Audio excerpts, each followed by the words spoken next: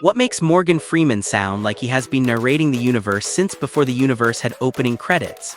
In this video, we follow the surprising turns behind that unmistakable voice, from stage work in children's television to prison drama, presidential roles, Oscar glory, science documentaries, and even aviation. You will discover the choices, roles, records, and odd little career details that made him one of the most recognizable performers alive.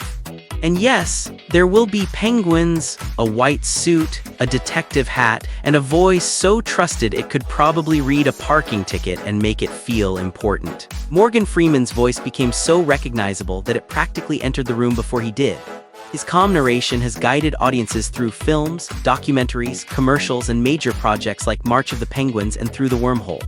The style is steady, warm, and patient, as if the universe hired a very polite tour guide.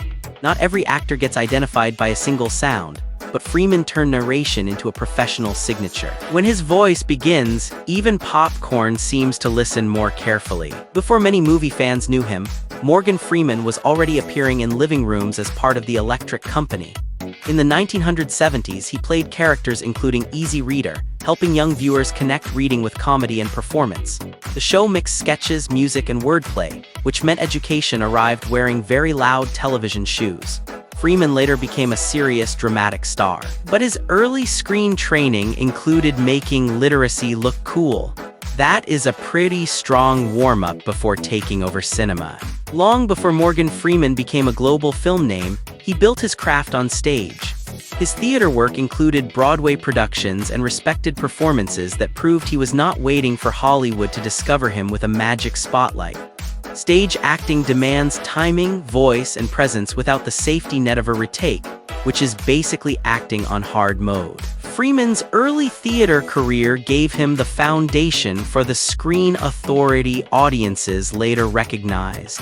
The blockbuster years did not appear from nowhere, they had footlights underneath them. Morgan Freeman's major film breakthrough came with Street Smart, where he played the intense character Fast Black. The 1987 role earned him his first Academy Award nomination, bringing new industry attention to his screen work. It was the kind of performance that does not quietly knock on the door. It kicks it open and asks where the good lighting is. Freeman had already worked for years, but this nomination made Hollywood look much more closely. After Street Smart, his film path became harder to ignore. Morgan Freeman brought Hope Colburn to the screen in Driving Miss Daisy after also performing the role on stage. The 1989 film became a major success, and Freeman earned an Academy Award nomination for Best Actor.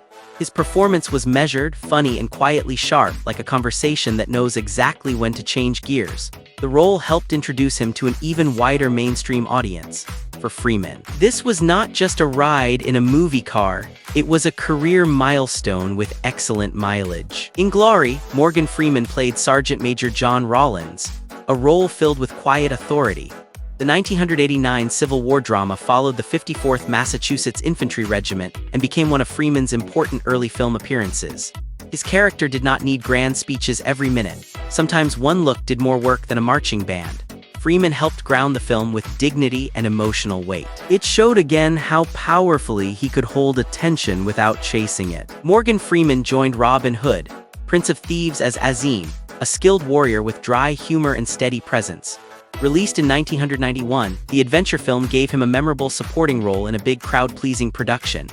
Azim often felt like the only person who had read the instruction manual before entering the forest. Freeman brought calm intelligence to a movie full of arrows, castles, and dramatic hair decisions. His performance made the character stand out without stealing the whole Sherwood picnic. Morgan Freeman starred with Clint Eastwood in Unforgiven, playing Ned Logan in a western that questioned the old myths of the genre.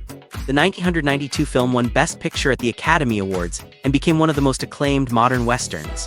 Freeman's role added friendship, regret, and realism to a story where nobody looked ready for a cheerful campfire sing-along.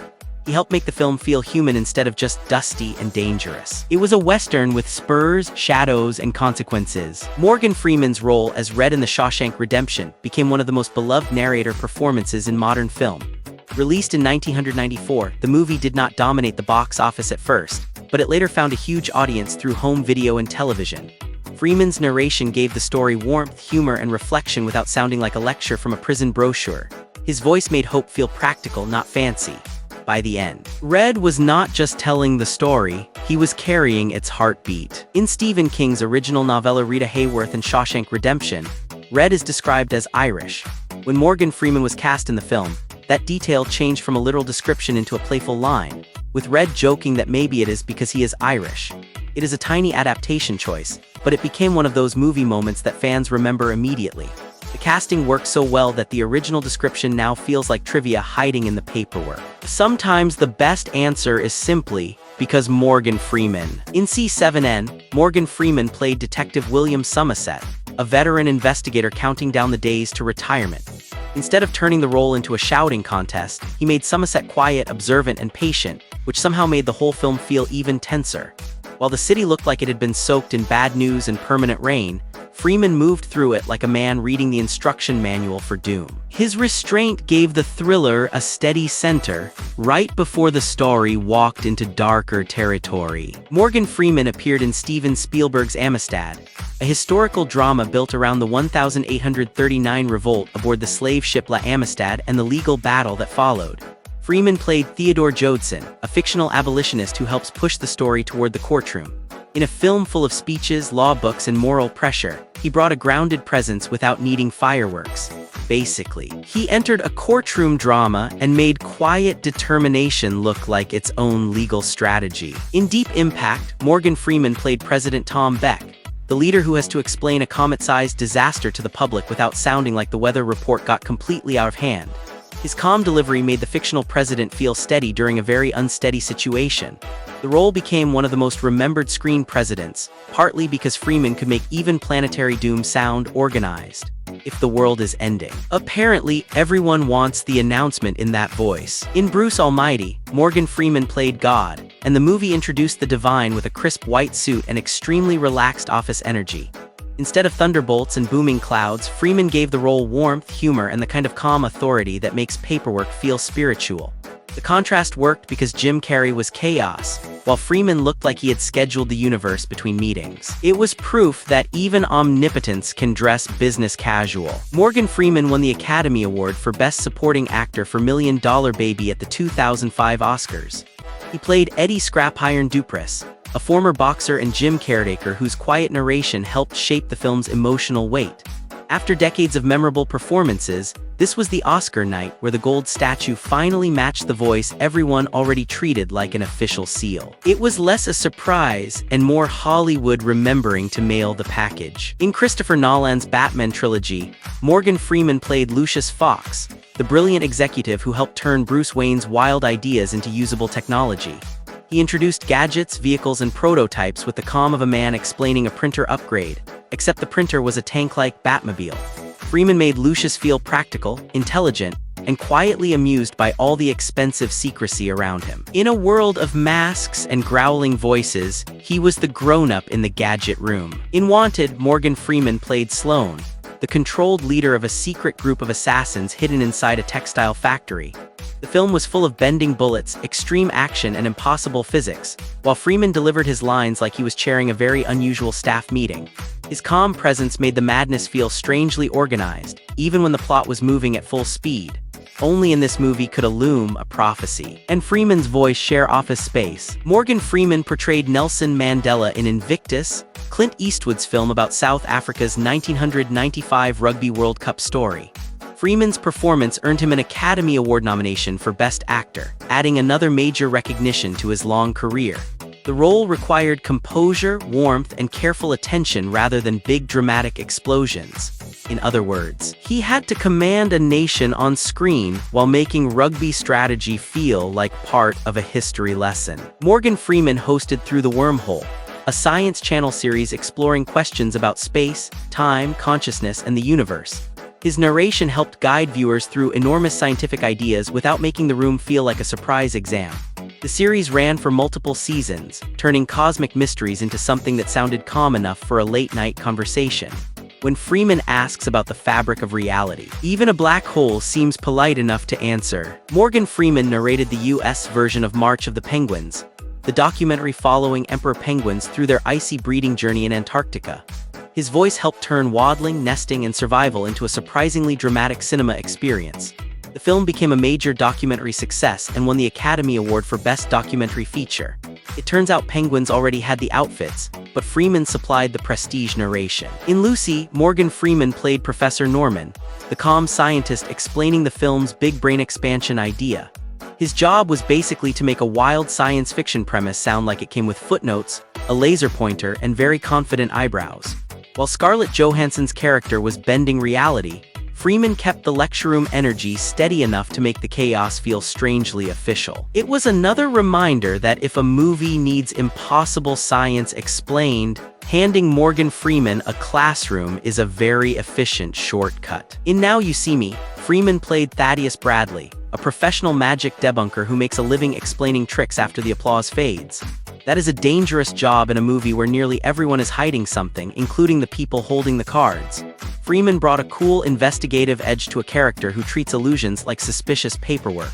In a film full of disappearing acts, he became the man trying to find the receipt. In the 2017 comedy Going in Style, Morgan Freeman joined Michael Caine and Alan Arkin for a veteran ensemble caper. The film follows older friends pushed into a bank robbery plan, but the tone stays light, more mischievous than menacing. Freeman's presence helped balance the comedy with warmth, like someone politely walking into a heist with excellent timing. It proved he could still make a crime setup feel like a very organized group activity. In Lean On Me, Freeman played Joe Clark, the real-life New Jersey principal known for taking firm control of Eastside High School. The role gave Freeman a commanding school hall presence, complete with bullhorn energy and zero patience for nonsense. He did not play the character as soft background authority. He filled the building like the final bell had become a person.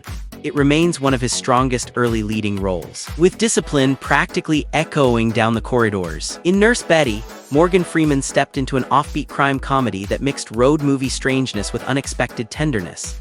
He played Charlie, a hitman whose storyline bends into something far more unusual than the job title suggests. Freeman handled the strange tone with smooth comic timing, never pushing too hard while the movie wandered into absurd territory. It is the kind of role where charm and danger sit at the same diner table, probably arguing over the check. Dreamcatcher sent Morgan Freeman into Stephen King territory, where snowy woods, science fiction, and horror all showed up without asking politely. He played Colonel Abraham Curtis, a military figure inside a story filled with alien threats and escalating weirdness.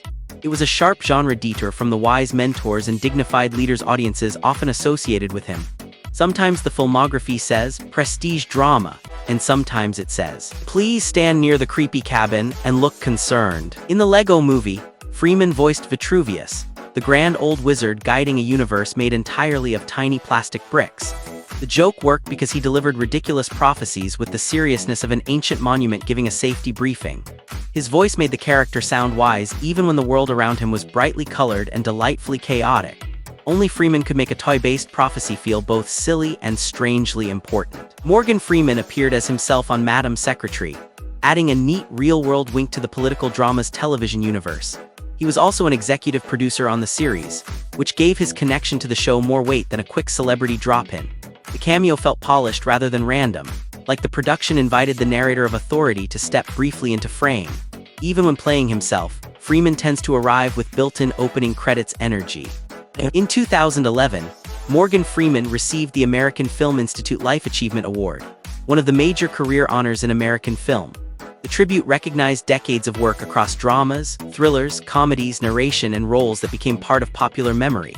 For an actor with such a recognizable voice, getting a Lifetime Achievement ceremony almost feels like the industry finally handed the microphone back to its owner. It was a formal salute to a career that had already filled plenty of screens. In 2008, Morgan Freeman was recognized at the Kennedy Center Honors for his contribution to American culture through the performing arts. The honor placed him among artists celebrated not just for individual performances, but for lasting cultural impact. It is the kind of ceremony where applause wears formal clothing and the room knows it is witnessing a career milestone. For Freeman, it marked another moment when his work moved beyond movie credits and into national recognition. In 2012, Morgan Freeman received the Cecil B. DeMille Award at the Golden Globes, one of the ceremony's major career honors. The award recognized his outstanding contribution to entertainment, which by then included decades of film, television, and narration work. Freeman accepted it after a career that had moved from stage roles to some of cinema's most recognizable performances. At that point, the trophy probably needed to clear its throat before sharing a room with his voice.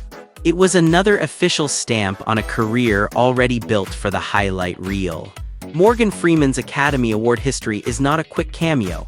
It is a decades-long attendance record. He has received 5 Oscar nominations, spanning performances in Street Smart, Driving Miss Daisy, The Shawshank Redemption, $1 Million Baby, and Invictus. That range covers crime drama, gentle comedy drama, prison friendship, boxing tragedy, and historical leadership. Most actors would call one of those a career peak. Freeman treated them like very serious calendar appointments. The nominations show how often his work landed directly in awards season conversation. In 2018, Morgan Freeman received the Screen Actors Guild Life Achievement Award.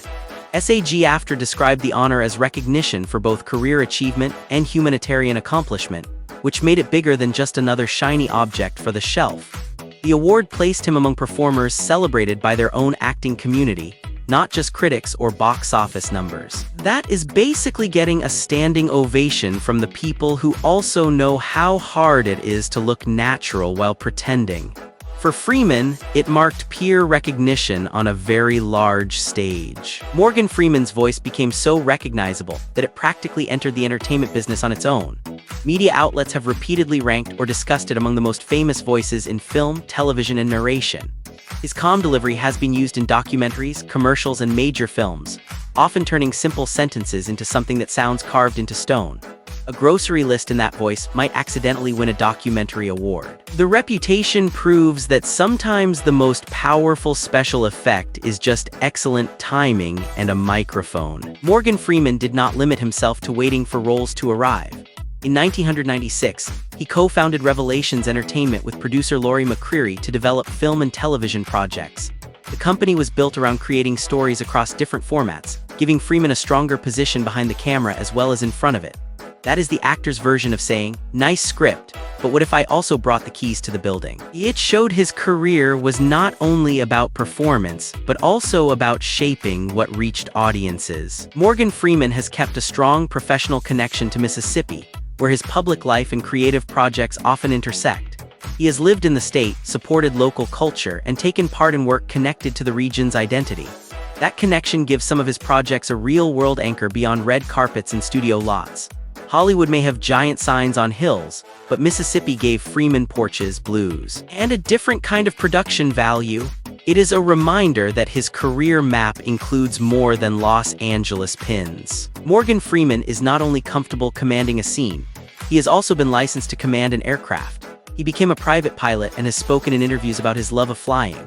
For Freeman, aviation offered freedom, focus, and the very practical advantage of traveling without waiting for someone else's schedule. Of course, when your cockpit voice already sounds like a nature documentary, even air traffic control probably listens more calmly. It is one of the rare hobbies that matches his screen presence for smoothness. Morgan Freeman helped co-found Ground Zero Blues Club in Clarksdale, Mississippi, a city closely tied to blues history. The club opened as a place for live music, local atmosphere, and the kind of stage energy that cannot be manufactured in a boardroom. Freeman's involvement connected his public profile to preserving and celebrating a major American music tradition. It is hard to imagine a more relaxed business plan than good music, old walls, and nobody ruining the vibe with a spreadsheet. The club became another part of his Mississippi story. Morgan Freeman's connection to blues culture has also appeared through narration and documentary-style work.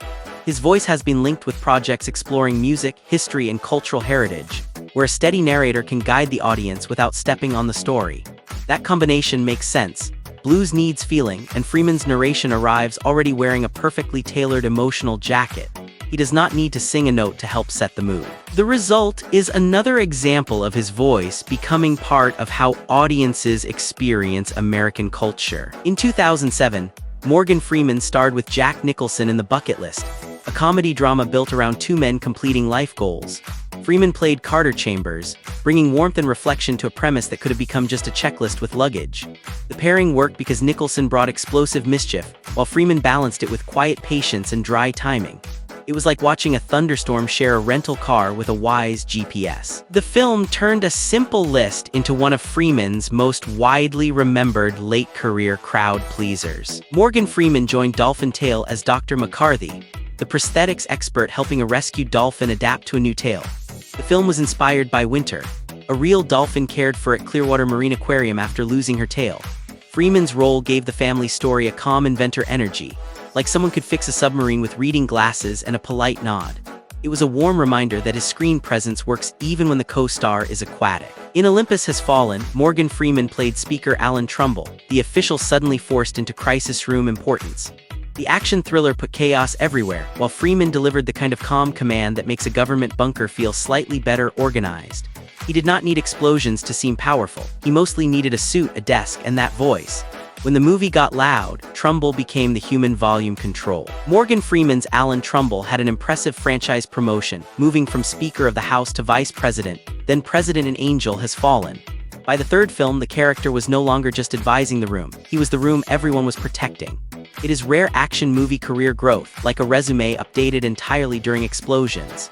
Freeman made the promotion feel natural because if his voice says President, the furniture seems to agree. In the 2016 Ben-Hur, Morgan Freeman played Sheikh Ilderim, the trainer and strategist connected to the famous chariot racing storyline. His character helps guide Judah Ben-Hur toward the arena, where horses, wheels, and dust do most of the shouting. Freeman brought mentor energy to a movie where transportation had absolutely no seatbelts.